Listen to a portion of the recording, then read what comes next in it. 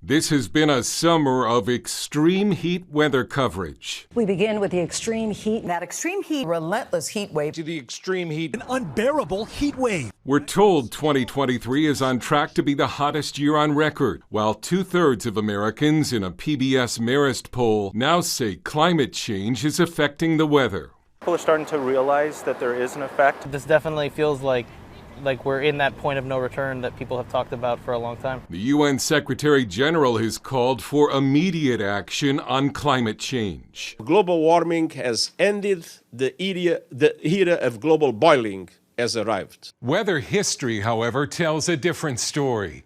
That the worst weather events, including the hottest year, have all been in the past. The worst hurricane in history, the Great Hurricane of 1780, which killed over 20,000 people in the Caribbean. The worst wildfire in U.S. history, the Peshtigo, Wisconsin fire in 1871, which killed at least 1,500 people and burned over 1 million acres. The worst flood in world history was in 1931, the Yangtze River flood in China, which killed almost 4 million people.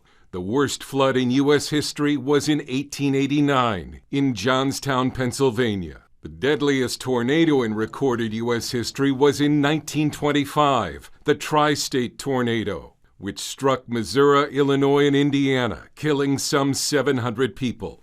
And the hottest year was in 1936. A heat wave in America and hundreds of thousands leave New York. In 1936, 21 states set their all-time temperature records. The 1930s were extremely hot.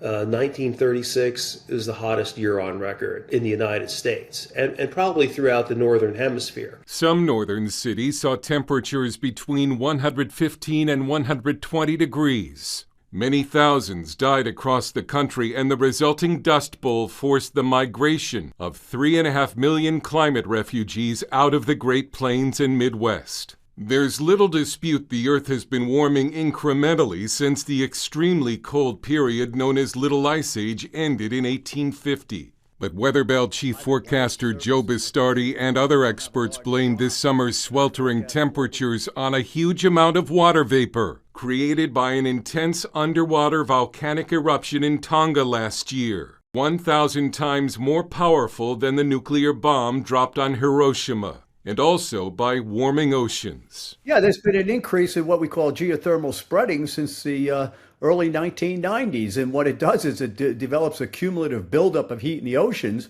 which then has to be released through the El Niños, which then puts all sorts of water vapor in the air, which then leads to the warming that you're seeing. It's all water vapor. There have also been record cold temperatures this summer, but that weather news is ignored. You know, it's a very complicated issue that the alarmists just want to boil down to, fossil fuel use is destroying the planet. The whole climate is a lot more complicated. Summers in the U.S. are supposed to be hot, something even the Babylon Bee noticed.